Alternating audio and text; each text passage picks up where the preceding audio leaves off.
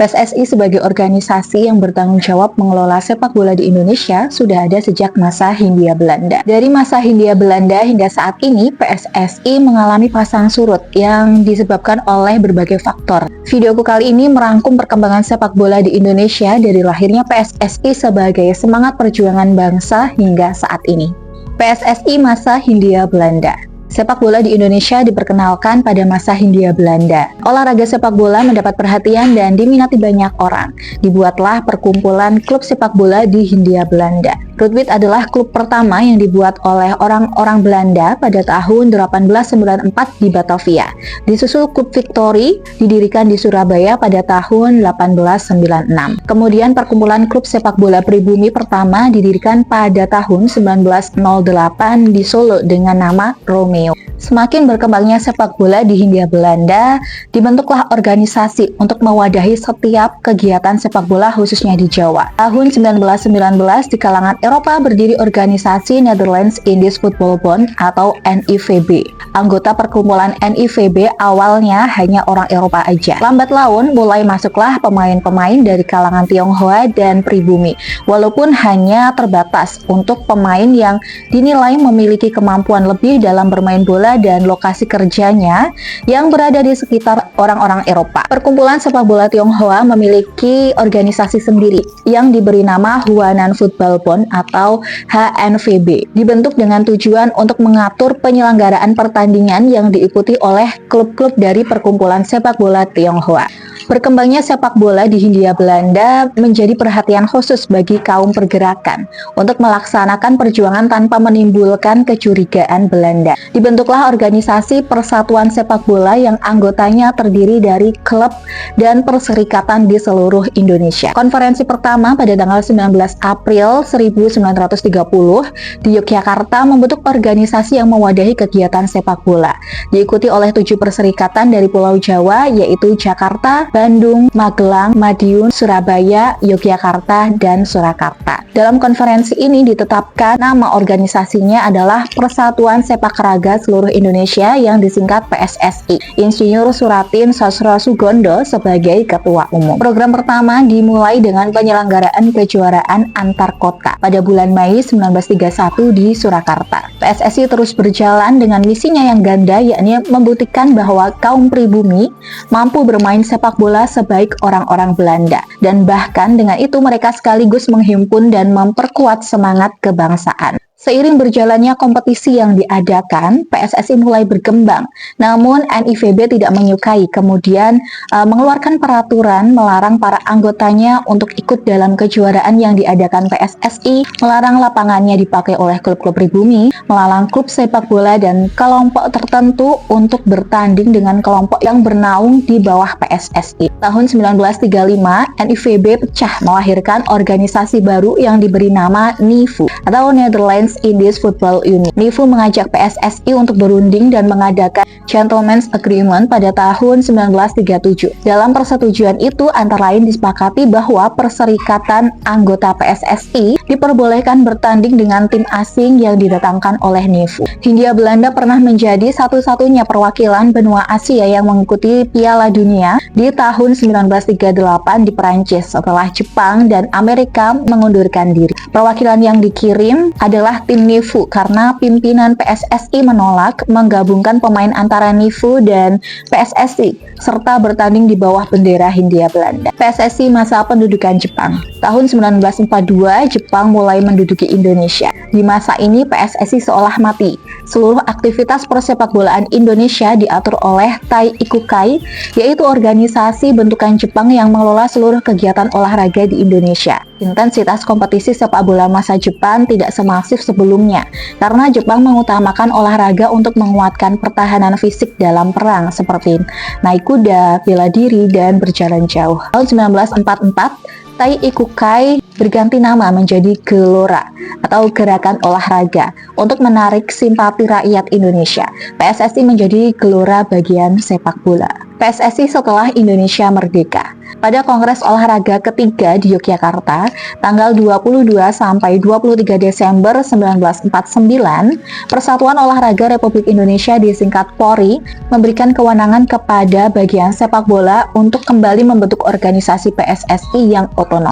Pada tanggal 2-4 September 1950, PSSI kembali mengadakan Kongres ke-12 di Semarang setelah terakhir kali diadakan pada tahun 1941 di Bandung. Pada Kongres ini mengesahkan nama PSSI dengan arti Persatuan Sepak Bola Seluruh Indonesia, menetapkan kedudukan pengurus PSSI di Jakarta, memilih ketua Saudara Maladi. Komisariat PSSI diadakan di Jawa Barat, berkedudukan di Bandung, Jawa Tengah berkedudukan di Semarang, Jawa Timur berkedudukan di Surabaya, Sumatera berkedudukan di Medan, Sulawesi berkedudukan di Makassar, dan Kalimantan berkedudukan di Banjarmasin. Membentuk struktur organisasi pengurus PSSI, membentuk panitia anggaran dasar, anggaran rumah tangga, dan peraturan pertandingan, mengusahakan keanggotaan FIFA secepatnya, dan mempersiapkan kesebelasan untuk Asian Games pertama di New Delhi melalui pertandingan pemilihan dengan ketentuan Indonesia dibagi dalam 6 distrik pemilihan. Komisi pemilih di pusat dan tempat komisariat merupakan badan yang diberi kuasa untuk menetapkan pemilihan pemain. Maladi adalah mantan penjaga gawang terbaik dari kejuaraan PSSI di Surabaya dan Jakarta tahun 1932. Pada masa Maladi, timnas Indonesia berhasil mengangkat sepak bola Indonesia hingga mendapat julukan Macan Asia dan menjadi salah satu negara yang ditakuti dalam bidang sepak bola. Tahun 1950, tim nasional Indonesia tampil dalam Asian Games pertama di New Delhi. Tanggal 1 November 1952, PSSI diterima menjadi anggota FIFA. Tahun 1951, PSSI menyelenggarakan kejuaraan nasional, kompetisi pertama yang diadakan oleh PSSI. Tanggal 8 Mei 1954, Indonesia resmi menjadi anggota AFC. Tahun 1957, Indonesia juga hampir lolos ke Piala Dunia 1958. Namun alasan politislah yang membuat Indonesia gagal karena menolak bertanding melawan Israel. Tahun 1958, Indonesia mendapatkan medali perunggu pada Asian Games ketiga di Tokyo. Abdul Wahab Joyo Hadikusumo, Ketua PSSI setelah Maladi. Abdul Wahab mempersiapkan generasi pemain PSSI yang berisi pemain-pemain muda untuk melapisi pemain-pemain senior. Pada masa Abdul Wahab, timnas Indonesia berhasil juara di turnamen Merdeka Games tahun 1961 di Kuala Lumpur, juara dalam turnamen memperebutkan Piala Emas Agahan di Pakistan 1961, juara bersama Myanmar pada Piala Asia Junior 1961 di Bangkok. Namun di Asian Games yang keempat tahun 1962, timnas Indonesia mengalami kegagalan. Terdapat faktor-faktor yang mempengaruhi penurunan kualitas pemain timnas.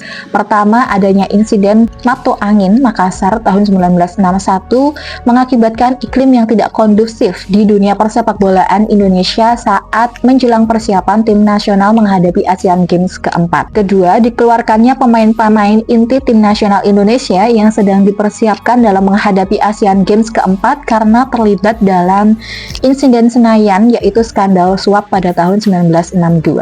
Maulwi Sailan menggantikan Abdul Wahab hingga 1967. Maulwi Sailan merupakan mantan kiper timnas, salah satu jasanya menjaga gawang di kompetisi Olimpiade Melbourne 1956. Pada masa Maulwi Sailan, perwakilan Indonesia berhasil juara dalam turnamen memperebutkan Piala Emas Agahan di Pakistan tahun 1966. Kosasih Purwonegoro menggantikan Maulwi Sailan hingga 1974. Dalam Kongres PSSI tahun 1967, Kosasih Purwonegoro terpilih menjadi Ketua Umum PSSI.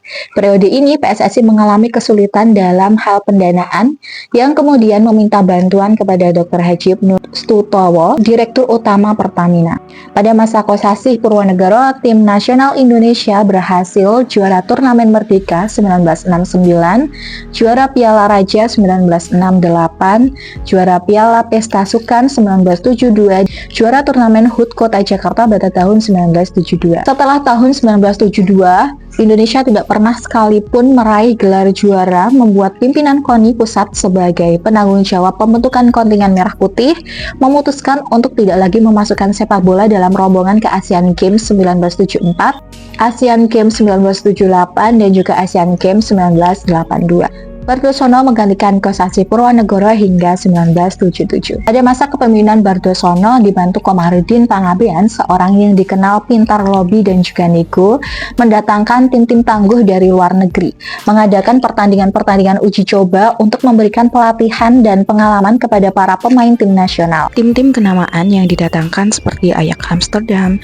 Manchester United, Kesebelasan Nasional Uruguay, dan juga Washington Diplomats dari Amerika Serikat. Ali Sadikin menggantikan Badrosono hingga 1981. Ali Sadikin mencetuskan konsep kompetisi sepak bola semi profesional diberi nama Galatama atau Lembaga Sepak Bola Utama. Memiliki tugas pokok menyelenggarakan pembinaan terhadap pemain-pemain PSSI yang ingin menjadikan sepak bola sebagai profesinya, dengan tujuan untuk menciptakan kompetisi yang lebih profesional, berkesinambungan dan konsisten, dengan harapan agar mampu menunjang terciptanya tim sepak bola Indonesia yang kompeten. Kompetisi perdana Galatama berlangsung pada tanggal 17 Maret 1979 di Stadion Utama Senayan. Pada masa Ali Sadikin, tim nasional Indonesia mengikuti penyisihan grup Piala Dunia U20 1979 di Tokyo dan juara 2 pada kompetisi SEA Games 1979. Syarnubi Said menggantikan Ali Sadikin hingga 1983. Syarnubi Said menetapkan peraturan bahwa pemain asing tidak boleh memperkuat tim nasional. Menurutnya, pemain asing dapat menjadi hambatan maupun saingan yang tidak seimbang bagi pertumbuhan potensi pemain-pemain nasional. Pada masa Syarnubi Said, tim nasional Indonesia berhasil membawa perunggu SEA Games tahun 1981 di Manila. Cardono menggantikan Syarnubi Said hingga 1991. Pada masa Cardono, tim nasional Indonesia berhasil ke tahap playoff Piala Dunia 1986, namun kalah melawan Korea Selatan, dan 2 kali membawa emas SEA Games 1987 dan SEA Games 1991. Azwar Anas menggantikan Cardono hingga 1999. Masa Azwar Anas, PSSI menggulirkan Liga Indonesia, yaitu gabungan antara kompetisi perserikatan dan kompetisi Galatama. Liga Indonesia diresmikan pada tahun 1994. Tujuan dibuatnya Liga Indonesia untuk mewadahi pembinaan sepak bola nasional yang berorientasi pada klub profesional dan menciptakan pemain yang berkualitas. Pada Juli 1993, PSSI membuat proyek Primavera. Pemain muda terpilih dikirim ke Genoa, Italia untuk berlatih bersama klub Sampdoria. Pada masa Azwar Anas, untuk pertama kalinya sepak bola Indonesia lolos Piala Asia tahun 1996 di Uni Emirat Arab. Di kompetisi ini ramai diperbincangkan gol salto milik Widodo C. Putro disebut sebagai gol terbaik Asia tahun 1996. Pada SEA Games di Jakarta tahun 1997, sepak bola Indonesia meraih medali perak. Tahun 1998 menjadi tahun sulit bagi PSSI. Di tahun ini pada kompetisi Tiger Cup, sekarang Piala AFF, sepak bola Indonesia terkena skandal gajah. Diperkeruh adanya mafia wasit di Indonesia. Kemudian Liga Indonesia yang keempat harus dihentikan karena kerusuhan penonton hampir di seluruh tanah air, dan ditambah dengan tragedi Mei 1998 yang terjadi kala itu. Tahun 1992 pertama kali FIFA mengenalkan peringkat sepak bola dunia. Timnas Indonesia pada 30 Desember 1992 di urutan ke-108. Menjelang akhir Azwar Anas menjabat, peringkat FIFA Timnas Indonesia pada 26 Januari 1999 kembali di urutan ke-108. Agung Gumelar menggantikan Azwar Anas hingga 2003. Liga Indonesia sempat terhenti tahun 1999 mulai mengadakan kompetisi kembali, namun pelaksanaan babak final berada di luar Pulau Jawa mengantisipasi terjadi kerusuhan supporter. Pada masa Agung Gumelar, tim Indonesia berhasil juara Piala Kemerdekaan di Jakarta tahun 2000, juara 2 Piala Tiger Cup di Thailand tahun 2000, juara 2 Piala Tiger Cup di Indonesia tahun 2002. Menjelang akhir Agung Gumelar menjabat, peringkat FIFA Timnas Indonesia pada 14 Januari 2003 berada di urutan ke-84. Nurdin Halid menggantikan Agung Gumelar hingga 2011. Belum lama menjabat sebagai Ketua PSSI, Nurdin Halid tersandung kasus hukum yang membuatnya memimpin PSSI dari balik penjara, meskipun tidak dibenarkan dengan peraturan yang ada. Pada 2008, PSSI menyelenggarakan Liga Super Indonesia, menggantikan kompetisi kompetisi divisi utama sebagai tingkat teratas. PSSI Masa Nurdin melakukan naturalisasi pemain asing untuk bergabung dan berkompetisi di Indonesia. Beberapa keputusan kontroversial PSSI di era Nurdin antara lain terus menambah peserta klub Liga Indonesia, pelanggaran kompetisi, kasus-kasus dugaan pengaturan skor dan suap pemain. Pada masa Nurdin Halid, tim nasional Indonesia berhasil menjadi runner-up di Piala AFF 2004 dan 2010. Menjelang akhir Nurdin Halid menjabat, peringkat FIFA Timnas Indonesia pada 11 Januari 2011 berada di urutan ke-125. Syahar Arifin Husin menggantikan Nurdin Halid hingga 2015. PSSI mencoba mengadakan kompetisi sepak bola yang lebih profesional. Dibentuklah Indonesia Premier League yang menjadi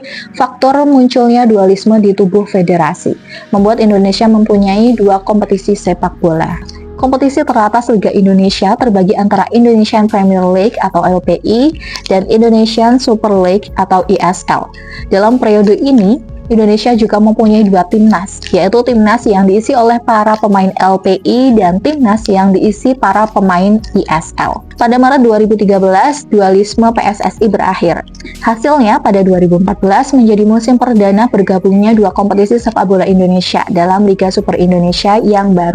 Pada masa Johar Arifin, tim nasional Indonesia menjadi runner-up SEA Games tahun 2011 dan 2013. Menjelang akhir Johar Arifin menjabat, peringkat FIFA Timnas Indonesia pada 7 Januari 2015 berada di urutan 159. Lanyala Mataliti menggantikan Johar Arifin Husin hingga 2016. PSSI masa Lanyala sempat dibekukan oleh Kemenpora RI pada April 2015. Kemenpora memberikan sanksi administratif berupa tidak mengakui seluruh kegiatan PSSI. Setiap keputusan dan atau tindakan yang dihasilkan oleh PSSI termasuk keputusan hasil kongres biasa dan kongres luar biasa tidak mempunyai kekuatan hukum mengikat, tidak sah dan batal demi hukum bagi organisasi, pemerintah di tingkat pusat dan daerah maupun pihak-pihak lain yang terkait. Alasan Kemenpora membekukan PSSI karena adanya perebutan kekuasaan di PSSI dan adanya dualisme kepemilikan di beberapa klub yang akan mengikuti Liga Super Indonesia 2015. Pada 30 Mei 2015, FIFA membekukan sepak bola Indonesia akibat permasalahan yang terjadi. Hingga pada 13 Mei 2016, FIFA secara resmi mencabut sanksi untuk Indonesia karena pemerintah Indonesia telah mencabut surat keputusan pembekuan PSSI. Dampak pembekuan dari FIFA membuat timnas Indonesia tidak boleh mengikuti ajang sepak bola internasional. Tim Garuda tidak bisa mengikuti kualifikasi Piala Dunia 2018 sekaligus kualifikasi Piala Asia 2019. Menjelang akhir Lanyala menjabat, peringkat FIFA Timnas Indonesia pada 6 Januari 2016 berada di urutan 180. Edi Rahmayadi menggantikan Lanyala hingga Januari 2019. Pada Rabu 11 Mei 2016, Kemenpora mencabut sanksi administratif kepada PSSI diikuti oleh FIFA pada 13 Mei 2016. PSSI mulai aktif menggelar kompetisi dengan nama Liga 1 yang disesuaikan dengan sponsor utama pada tahun 2017. Perubahan nama juga diberlakukan pada divisi utama diganti Liga 2 dan Liga Nusantara diganti Liga 3. PSSI masa Edi menggelar kompetisi kelompok umur bertujuan untuk membina pemain muda yang diadakan pada tahun 2018 Liga 1 U16 dan Liga 1 U19. Pada masa Edi Rahmayadi, timnas senior menjadi runner-up Piala AFF 2016. Timnas U23 berhasil mendapatkan perunggu di SEA Games 2017. Timnas U16 sebagai juara pertama di gelaran AFF 2018, juara Piala AFF U22 2019. Saat masih menjabat sebagai Ketua Umum PSSI, Edi Rahmayadi memilih cuti untuk maju pada pemilihan Gubernur Sumatera Utara tahun 2018. Edi Rahmayadi mendapat banyak kritik dari berbagai pihak yang menganggapnya tidak berhasil membawa PSSI ke arah yang lebih baik. Pada Kongres PSSI tanggal 20 Januari 2019 di Bali, Edi Rahmayadi menyatakan pengunduran dirinya sebagai Ketua Umum PSSI. Menjelang akhir Edi Rahmayadi menjabat, peringkat FIFA Timnas Indonesia pada 19 Desember 2018 berada di urutan ke-159. Joko Driono menggantikan Edi Rahmayadi sebagai PLT Umum PSSI Januari sampai Maret 2019. Joko Driono menjadi PLT Ketua Umum PSSI. Namun tak lama Joko Driono terjerat kasus hukum. Peringkat FIFA Timnas Indonesia pada masa Joko Driono pada 6 Februari 2019 berada di urutan ke-159. Iwan Budianto menggantikan Joko Driono sebagai PLT Ketua Umum PSSI pada Maret sampai November 2019. 2019.